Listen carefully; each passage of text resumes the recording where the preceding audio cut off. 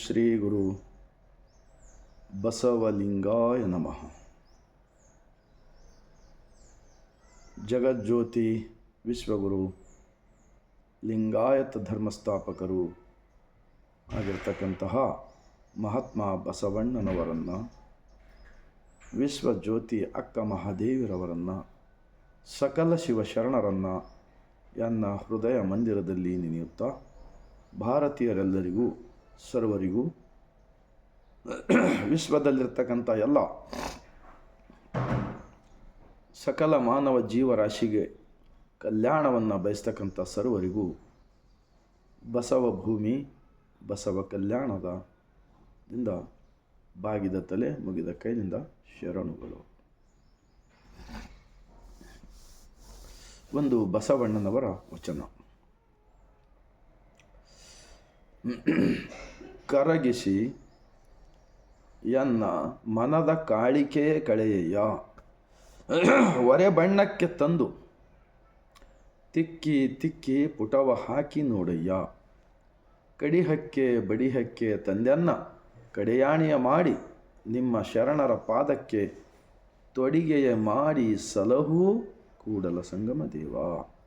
महात्मा बसवण्णा जी का अनुभव मंडप का ये वचन क्या सिखाता है?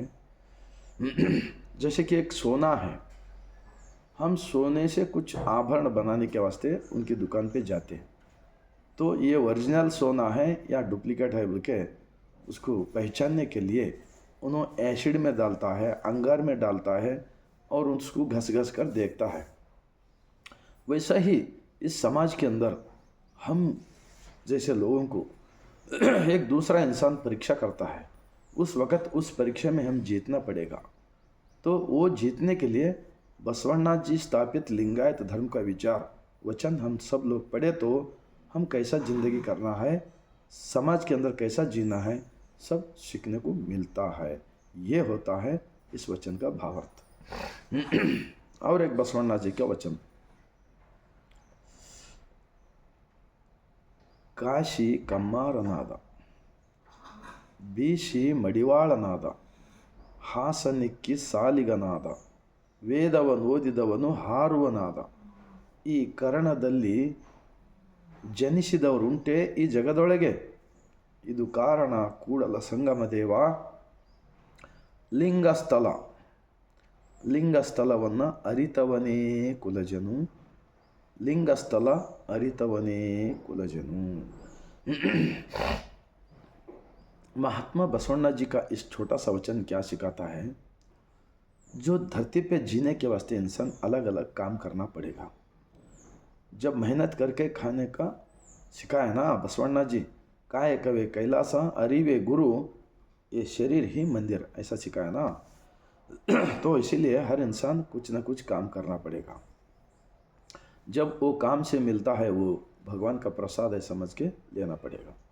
तो काशी कम्मारनादा, बीसी मडिवाळनादा, ये लोग कपड़े धोने वाले, लवार का काम करने वाले, खेती का काम करने वाले, बढ़ाई का काम करने वाले, वो ज़माने में 12वीं शताब्दी में अलग अलग काम करने वाले लोगों थे, अलग अलग काम करते थे.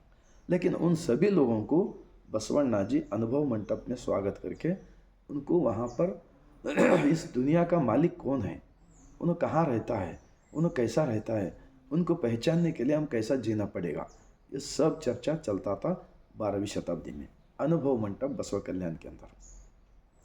तो बीसी मडिवाळनाದ, ಹಾಸನಿಕ್ಕಿ ಸಾಲಿಗನಾದ, ವೇದವನ್ನು ಓದಿದವನು ಹಾರುವನಾದ, ये सब हो गए. कर्णದಲ್ಲಿ ಜನಿಸಿದವರುಂಟೆ ಈ ಜಗದೊಳಗೆ. तो कान में से पैदा हो गए, कभी पैरों में से पैदा हो गए.